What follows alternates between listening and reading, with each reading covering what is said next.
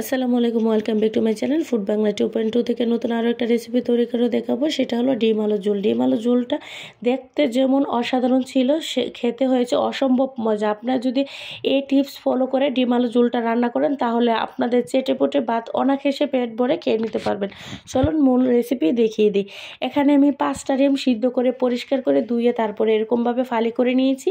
আপনারা চাইলে এখানে ডিমটা কম বেশিও নিতে পারেন, প্রসেস একই থাকবে। আর এরকম ডিমের তরকারিটা আমার মনে হয় প্রবাসী এবং ব্যাচেলারদের জন্য মোস্ট। অনেকেই অনেকভাবে কাজ করে এসে ক্লান্ত হয়ে যায় কিন্তু পেট ভরে ভাত খেতে পারে না, তার জন্য এই রেসিপিটা আপনাদের জন্যই। এখন আমি এটাকে সুন্দর করে ভেজে নিব। আর আমি মাঝখান দিয়ে কীভাবে 2 রকম করে করলাম, ফালি করে দেখিয়েছি, প্লিজ আপনারা একটু বুঝে নেবেন। এখন সামান্য একটু লবণ দিয়েছি তেলের মধ্যে, আর এখানে 1.5 কাপ সয়াবিন তেল দিয়েছি আমি। আপনার ছেলে যে কোনো রান্নার অয়েল ব্যবহার করতে পারেন। তেলটাকে সুন্দর করে গরম করে তারপরে আমি ডিমের এক এক করে পিসগুলো দিয়ে নিব।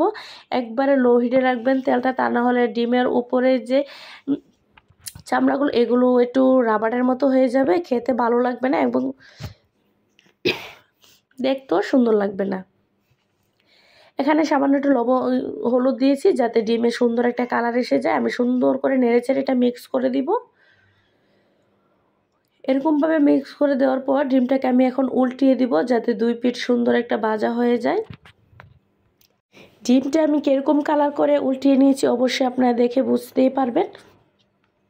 এখন আমার ডিম ভাজাটা ফুল হয়ে গেছে। আমি এক এক করে ডিমের পিসগুলো তেল জড়িয়ে নামিয়ে নিব।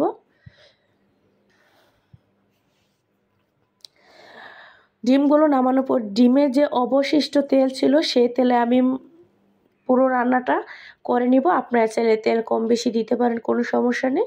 এখানে আমি দিয়ে দিব 3টা মাঝারি সাইজের পেঁয়াজ কুচি। পেঁয়াজ কুচিটা দিয়ে আমি চুলার আঁচটা মিডিয়াম আঁচ করে সুন্দর করে অনবরত নেড়ে ছেড়ে দিচ্ছি।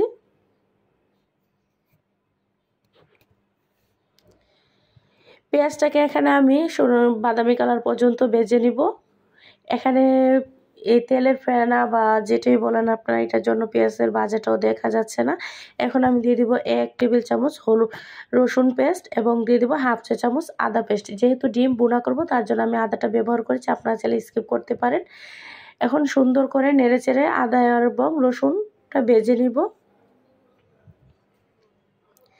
এরকমভাবে আপনারা বাসায় একবার হলো ডিম রান্নাটা করে খেয়ে দেখবেন, মাশাআল্লাহ অসম্ভব মজা হয়। যদি আমরা তো অনেকে অনেকভাবে রান্না করি, আর মাছ মাংস খেতে খেতে আমাদের মুখে অরুচি চলে আসে, তখন আপনারা এই রেসিপিটা ফলো করতে পারেন।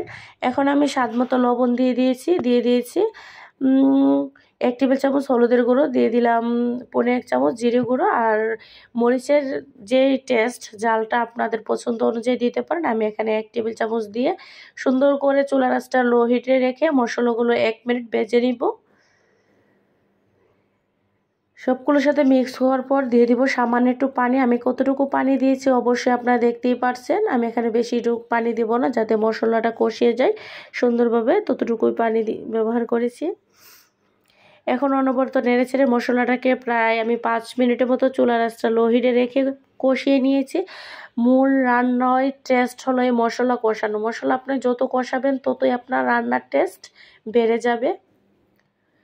আমি এখানে 5 মিনিটের মতন কষিয়ে নিয়েছি। এখন আমি দিয়ে দেব আগের থেকে কুচি করে রাখা, ধুয়ে এবং পানি ঝরে রেখেছিলাম আলু। আমি এখানে 3টা আলু কুচি করে রেখেছিলাম, যেহেতু কুচি করেছি তার জন্য অনেকগুলো দেখা যাচ্ছে। আপনারা চাইলে কম বেশি করে দিতে পারেন, কোনো সমস্যা নেই।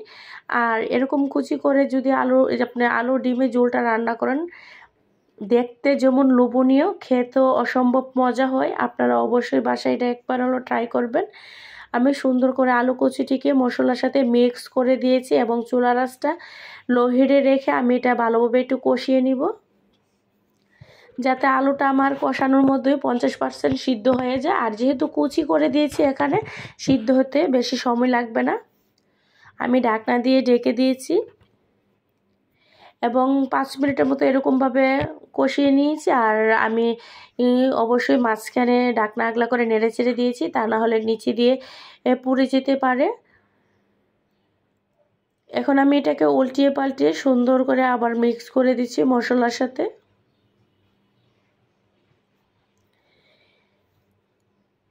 এরকমভাবে আমি যখন মশলাগুলোকে সুন্দরভাবে কষিয়ে নিয়েছি এবং এটাকেও 50% সিদ্ধ হয়ে গেছে, এ পর্যন্ত এসে দিয়ে দিলাম আমি পানি। আর পানির পরিমাণটা আপনাদের প্রয়োজন অনুযায়ী দিতে পারেন, যেহেতু আমি আলু ডিমের ঝোল আপনাদের পরিমাণ মতো দিবেন। আমি এখানে যথেষ্ট পরিমাণের ঝোলটা থাকার জন্য, যাতে আলুটা সিদ্ধ হয়ে পারফেক্ট একটা ঝোল হয়, সেই পরিমাণে পানিটা দিয়েছি। আর দেওয়ার পর আমি এতটুকু পানি দেওয়ার পর ঢাকনা দিয়ে ঢেকে 5 মিনিটের মতো মাঝারি আঁচে জাল এবং রান্না করে নিয়েছি। 5 মিনিট পর চলে এসেছি, দেখতে পারতেছেন আমার ঝোলটা কতটুকু কমিয়ে গেছে আর আমার আলুটা করলাম পারফেক্ট সিদ্ধ হয়ে গেছে। এখন আমি দিয়ে দিব আগের থেকে ভেজে রাখা ডিমের ফালিগুলি। এরকমভাবে আপনারা বাসায় একবার হলো ট্রাই করে দেখবেন। আর আজকের রেসিপি আপনাদের কাছে কেমন লেগেছে অবশ্যই কমেন্টস বক্স করে জানিয়ে যাবেন। আর আমার রান্না আপনাদের কাছে কার কার কাছে ভালো লাগে অবশ্যই কমেন্টস করে জানিয়ে যাবেন।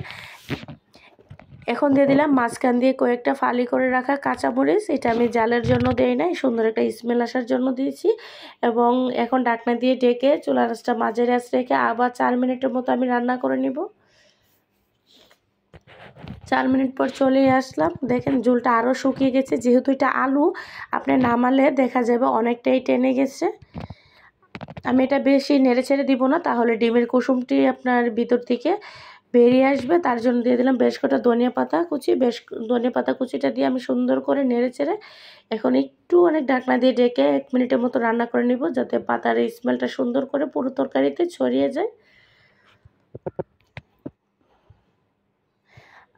যারা নতুন আছেন আমার চ্যানেলটাকে এখনও যারা সাবস্ক্রাইব করে নাই, প্লিজ সাবস্ক্রাইব করে বেল নোটিফিকেশন অন করে রাখবেন। নিত্যদৈনিক যে ভিডিও আপলোড করব আপনাদের কাছে নোটিফিকেশন চলে যাবে। সেই অনুযায়ী আপনার ভিডিওটাকে লাইক কমেন্ট করে আমার পাশে থাকবেন। আর রান্নাটা কেমন হয়েছে প্লিজ জানিয়ে যাবেন কমেন্টস বক্স করে।